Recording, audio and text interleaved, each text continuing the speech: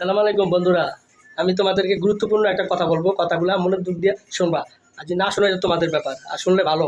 কারণ পুরান ভাইরা তো যাই হোক মোটামুটি জানে, নতুন ভাই যারা আসো, আমার মতন নতুন ভাই যারা আসো, তারা এই নিয়মগুলো পালন করবা, তার ঠিক মতন তোমাদের ভিউ বাড়বে আর কন্টেন্টও তোমার উপরের দিকে উঠবে। হ্যাঁ, নিয়ম হলো কোনটা, যে তোমরা প্রতিদিন যে নিয়ম করে ভিডিও বা ছবি টেক্সট ছাড়ো, ওই নিয়মটা ঠিক রাখবা। আর এখন নতুন করে একটা নিয়ম করবা, যে তুমি এই শেয়ারিং টাইমে ছবি বা ভিডিও ছাড়বা, বা আবার ইফতারের পর ভিডিও বা ছবি ছাড়বা। হ্যাঁ, এই দুইটা নিয়ম করবা নতুন কেরা, তখন ঠিক মতো ছাড়বা।